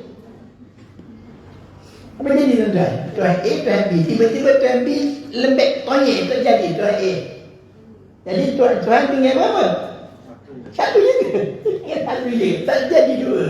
Dua Tuhan memang tak jadi. Dua-dua lemah belaka. Okey, selesai hak tak muafakat. Tapi hak tak muafakat dua-dua, tak muafakat dua seorang. Dua-dua tak jadi. Alhasil tinggal seorang juga Allah Ta'ala Tuhan. Kemudian hak pakat pula. Berpakat. Bila pakat, nak buat dunia sebutir lah. Kita berpakat. Bila berpakat, kalau tak pakat, tak jadi. Dan janji nak pakat sama kuat. Tapi bantu-membantu. Mana A nak buat, kena bantu dia B. B nak buat, kena bantu dia A. Apa jadi tuan? Dua-dua lemah. Dua-dua lembik mereka. Hakikatnya tak jadi juga dunia.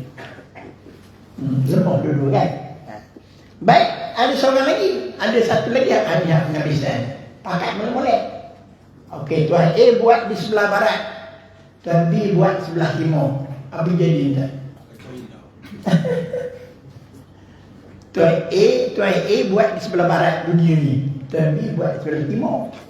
Jadi di sebelah barat B tak jadi Tuhan, di sebelah timur A tak jadi Tuhan.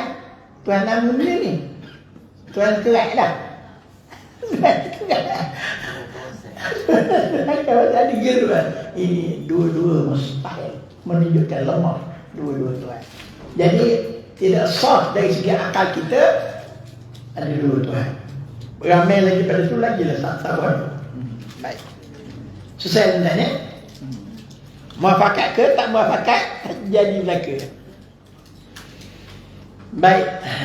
Dalam perbahasan tuan-tuan, dalam perbahasan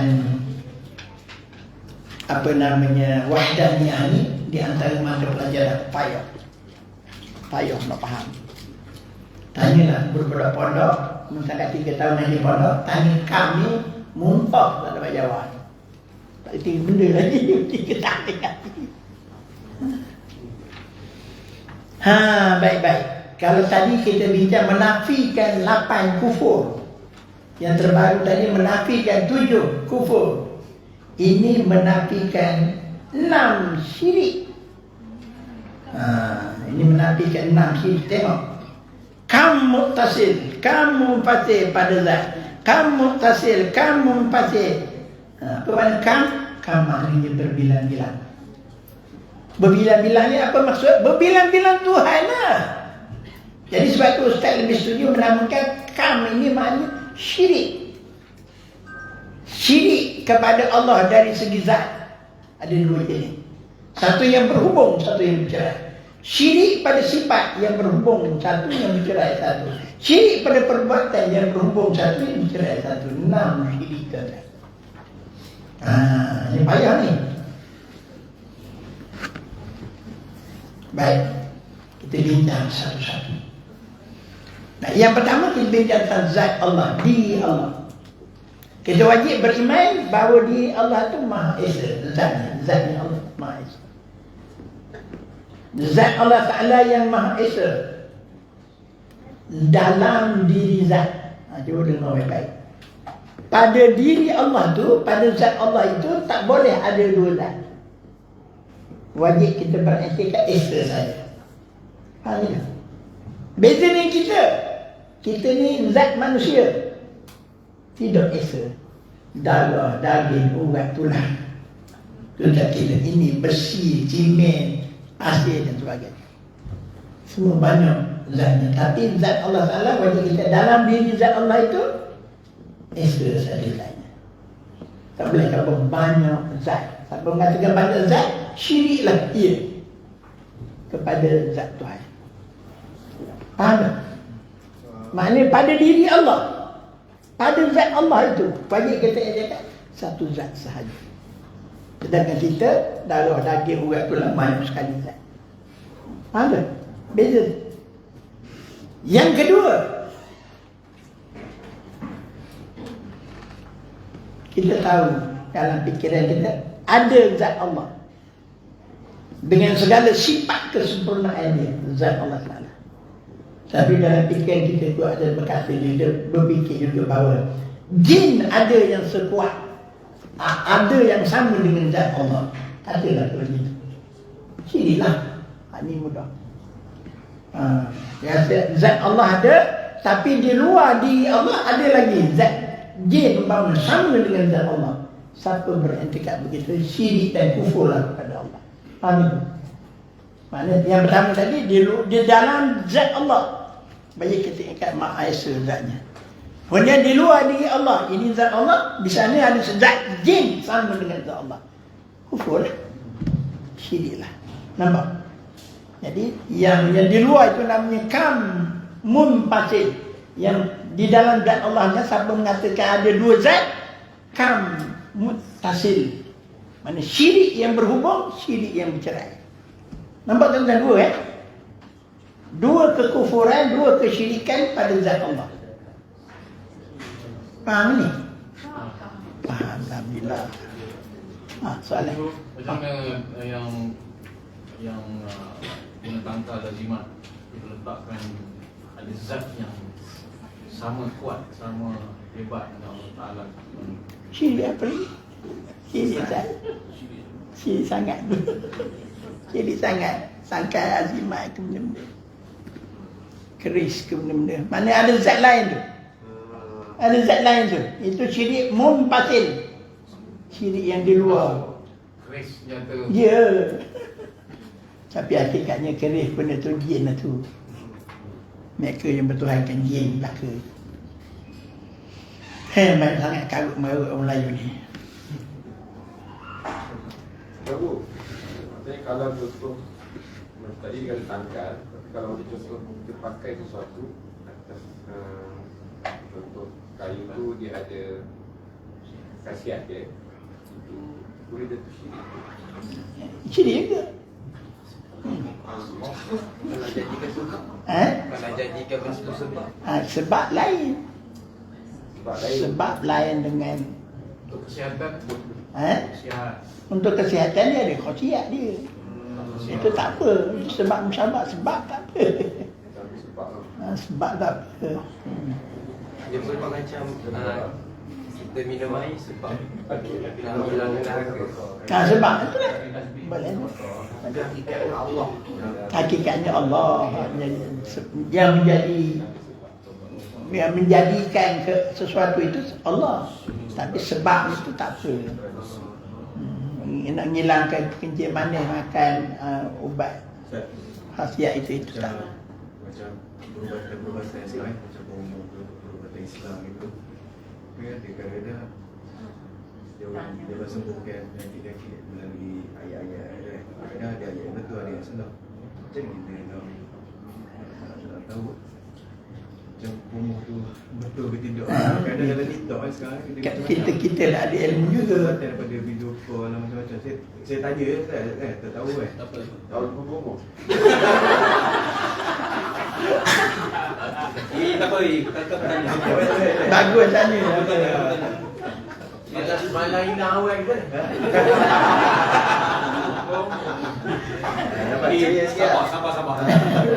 Sabar. Banyak masa lagi. Backup. Dia tengoklah kalau ayat Quran yang dibaca tu betul, kita terima lah. Kita rujuklah pada Quran, tengok. Biasanya dia tak berani dia nak baca ayat tak betul, nanti ramai orang ikuti dia. Biasanya apa namanya, mu'alif dikeluarkan, mu'alif perawat ni biasanya dia betul lah kalau dia buat tak betul. Kalau di YouTube mana nanti orang kritik dia. Tinggal lagi doa itu doa lah pada dia, tetapi penyembuhan pada Allah. Kita kena faham. Bukan ustaz komen tu sampai ustaz tak beri tuan-tuan nak berjumpa dengan apa nama ustaz-ustaz royah ni boleh. Kita pun berdoa juga. Itu dia doa saja pada Allah. Naik pintu rumah dia tu, dalam hati Allah menyembuhkan, bukan ustaz menyembuhkan. Boleh tak gitu dah. Jangan cakap kuat, tengok dia halau dia balik. Niat tu kena betul tu guru. Dan masuk dia ni betul. Tak apa, dia berdoa saja. Maknanya perawat tu sebagai kaedah saja. Ya, kaedah saja, betul. Menyembuhkan Allah. Tak apa, tak masalah. Itu sebagai sebab kan. Tapi hakikatnya kita serah pada Allah juga. Tak ada masalah. Sikit lagi Tuan Guru. Sikit lagi Tuan Guru. Apa maksud kita tak boleh bergantung dengan amal tu? Sedangkan banyak suruh kita beramal lah. Tapi ada kata-kata Gini, dengan amal maksudnya kita beramal itu sebagai hamba. Amal itu tak ada taatnya kita kepada Allah. Bukan amal itu menentukan kita masuk syurga. Tak menentu. Yang menentu masuk syurga kasih sayang Allah. Cuma bila kita beramal, nanti kita dapat kasih sayang Allah. Jadi tujuan amalan apa? Amalan ialah usaha dan ikhtiar kita untuk dapat redha Allah. Itu dah amal kita. Kena berhenti situ. Jangan kata, oh aku beramal ni mesti dah masuk syurga. Aku beramal mestilah jadi begini. Aku beramal mesti jadi. Tak boleh tu. Aku beramal kerana Allah. Jaga baik-baik. Mana benda juga umpama sembahyang duha. Tuan-tuan kena baki sembahyang duha tu, kena baki niat. Sembahyang duha tu kerana taat kepada Allah. Kita beribadat kepada Allah, meraih kasih sayang Allah, mencari redha Allah. Tapi dalam doa-doa jangan main-main. Memang dunia betul. Allahumma in kana rizqana fis sama fa'anzilhu, wa in kana rizqana fil ardi fa'akhrijhu, wa in kana rizqana fil ma'i wal bahri fa'atla'hu.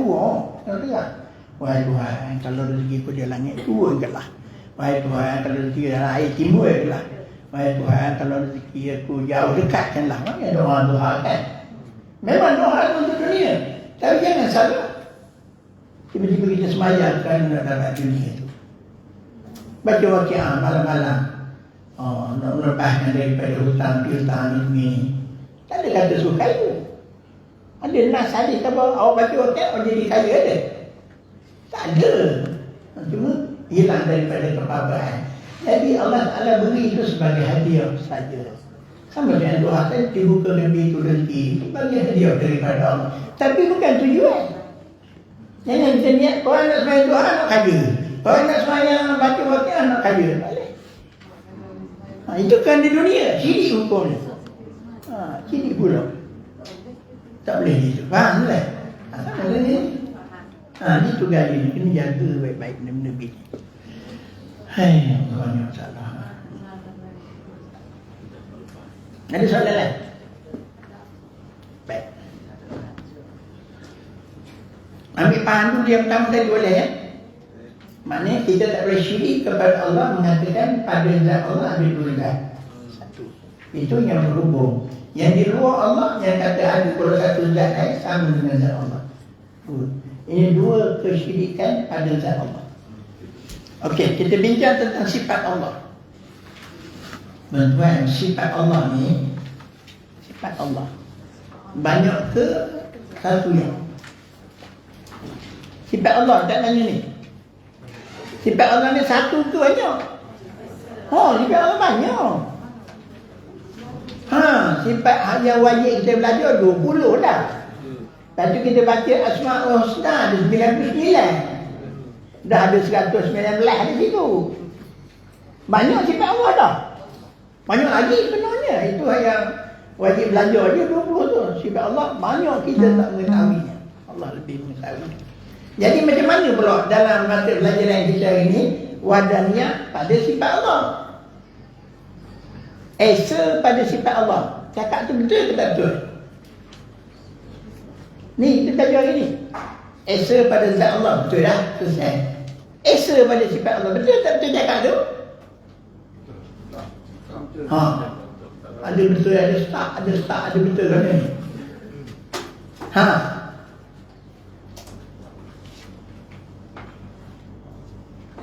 Jangan gaya. Sebab tu kena betul cakap. Tok guru lagi lah kena betul cakap. Tok guru tak betul cakap, habis anak murid tengah terbalik. Esa pada zat Allah, betul. Zat Allah Maha Esa, betul. Sifat Allah tak boleh khabar Maha Esa. Sifat Allah banyak. Maha Esa apa? Cuba tengok yang dimaksudkan dengan esa pada sifat Allah itu esa pada satu sifat. Senyap belaka. Tak berapa faham. Esa pada satu sifat. Maknanya pada zat Allah itu ada satu kudrah sahaja. Tak boleh ada dua kudrah. Kudrah A, kudrah B, tak boleh. Tidak boleh ada dua iradah. Kehendak A, kehendak B, tak ada. Maknanya esa pada satu sifat. Bukan esa sifat Allah. Bukan. Faham ni? Dia beza dengan zat tadi. Zat memang zat Allah Maha Esa. Ini tak. Esanya sifat Allah pada satu sifat. Qudrat Esa, iradat Esa, wujud Esa, qidam Esa, baqa Esa. Faham tak? Faham tak? Dia beza dengan zat. Jadi bang siapa mengatakan pada zat Allah ada dua kodrat, kodrat A nak buat pagi, kodrat B nak buat malam, mustahil, itu syirik itu. Faham ya?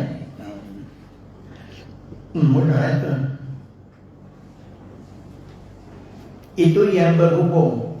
Siapa mengatakan dalam zat Allah ada dua kodrat, itu syirik yang berhubung. Wajib kita bercakap esa saja zat Allah. Eza saja kudrat pada diri zat Allah. Yang kedua, ini mudah faham. Allah berkuasa menyakitkan.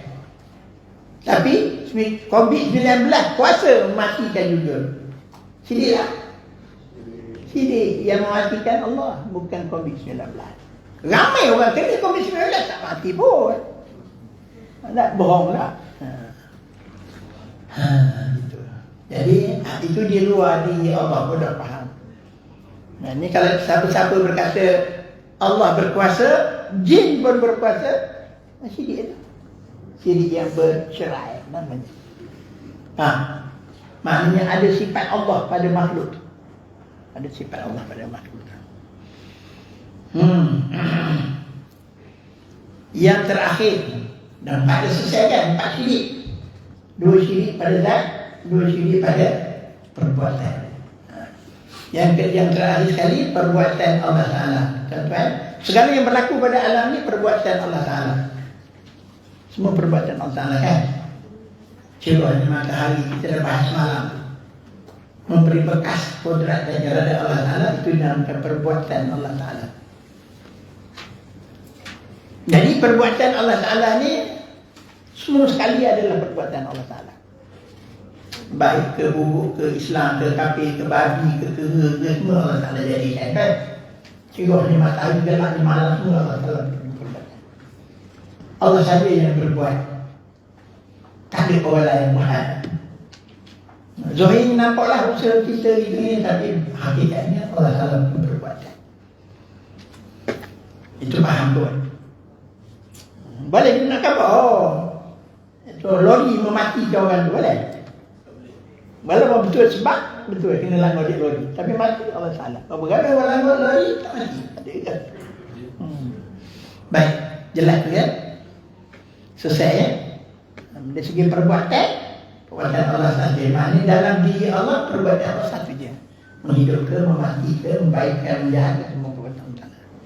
Tak ada perbuatan lain. Kalau siapa kata ada perbuatan lain, kufur atau syirik pada Allah. Kemudian yang terakhir sekali tuan-tuan, ini satu pahaman Mu'tazilah. Yang keenam, pelik sikit Mu'tazilah. Dia kata Allah Ta'ala ni bila dia buat api, Allah lebih kuasa pada api. Allah Ta'ala bila buat pisau, lebih kuasa pada pisau memutuskan. Allah Ta'ala buat manusia, Allah beri kuasa ikhtiar pada manusia. Orang kaya, orang besar, orang jadi orang kuasa, orang jadi macam ni. Kuasa Allah lah. Jadi Mu'tazilah kata bila api sedang membakar sampah tu, hangus sampah tu, kuasa api sendiri. Cuma tak kata pasal apa? Kuasa api beri dia Allah Ta'ala kemerah, bila Allah Ta'ala buat api. Jadi ulama tak buat dia tak kata ni. Pisau itu juga. Pisau bila dia memutus sawi semua tu, kuasa pisau sendiri. Tapi kuasa tu asalnya Allah Ta'ala buat masa jadikan pisau. Manusia, Allah beri manusia. Awak berusaha, awak mengaji berbeza, jadi awak naik PhD, jadi doktor, jadi kritik. Awak berniaga besar-besar, jadi jutawan. Usaha awak sendiri.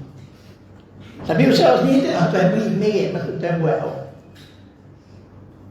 Boleh pakai tak fikiran dia? Boleh pakai tak? Mana api ada kuasa sendiri, pisau ada kuasa sendiri, manusia ada kuasa sendiri. Kita pun tak. Fahaman kita, bila awak manusia berniaga kehendak Allah, saya berjaya. Berapa ramai yang tak berjaya dah. Api kadang bakar, kadang boleh jadi tak bakar. Nabi Ibrahim tak kena bakar pun. Api besar. Jadi tuan-tuan dan puan-puan sekalian, kalau kita teliti betul-betul, seolah-olah kuasa membakar duduk pada api satu bahagian, duduk pada Allah satu bahagian. Kiri tak? Ada dua. Kuasa memutuskan duduk pada pisau. Satu lagi kuasa yang boleh memutuskan duduk pada Allah sahaja. Kiri. Sebenarnya tak begitu. Pisau sebab je. Yang memutuskan kuasa Allah. Itu akidah kita. Api sebab je. Membakar tu kuasa Allah. Faham? Yang membakar tu kuasa Allah. Api sebab saja. Jelas gitu ya. Jadi ini fahaman yang sesat juga. Jadi selesailah kita bincangkan 6 syirik pada Allah. Kudrah kita bincang selepas ini. Lepas kita lihat dulu ya. Okey, Ustaz buka soalan kalau ada satu dua.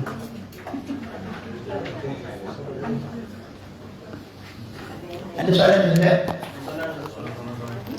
Soalan? Soalan? Kita membahaskan tentang ketunggalan tadi. Ada? Kita bahas tentang ketunggalan tadi. Tunggalan Allah Ta'ala. Allah tunggal. Jadi Allah je ada masa tu. Allah je. Jadi Allah ciptakan makhluk. Jadi masa tu tak ada bahan lain. Sebab kalau kita cakap pasal tunggal dia je. Jadi bila kita cakap pasal wujud makhluk ni, bagaimana cara yang betul bila kita bercakap Allah wujud makhluk ni dengan kun. Ustaz tadi kun, izin. Jadi kedudukan makhluk di sisi Allah wujud ni, bagaimana cara yang paling tak rosak akidah kita bila kita nak bercakap. Sebab bila Allah tu esa, Allah tu tunggal, tak ada bahan lain. Ada. Jadi Allah ciptakan makhluk dengan izinnya. Sebab pernyataan tadilah akan wujudnya dia. Jadi wujud makhluk tu di sisi Allah tu, bagaimana cara kita nak bercakap. Adakah kita Allah wujud kita ni dengan kun, force, satu force, kun, siap semua.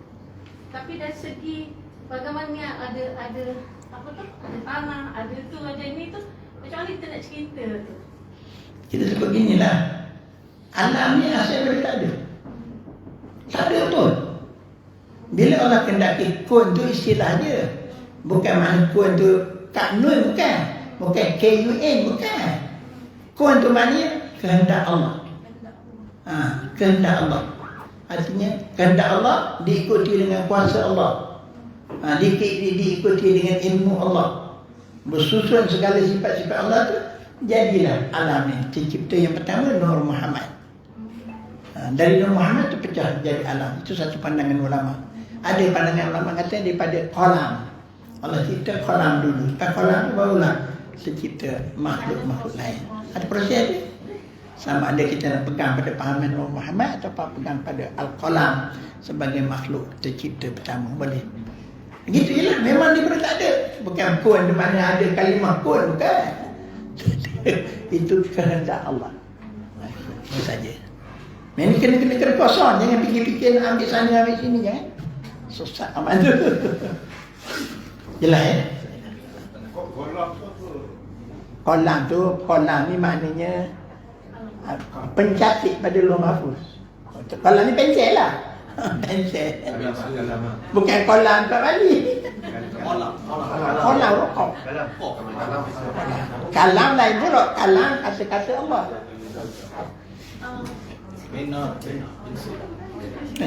Jadi jika ketunggalan tadi lah, maka kita tidak boleh ada sifat ananiat tadi pada Tak boleh. Tak boleh. Maknanya kalau kita ada ananiat, kita orang ngaku diri kita Tuhan. Itu sebab mazmumah bulat tu. Ke akun ini. Ke akun ni. Betul saya?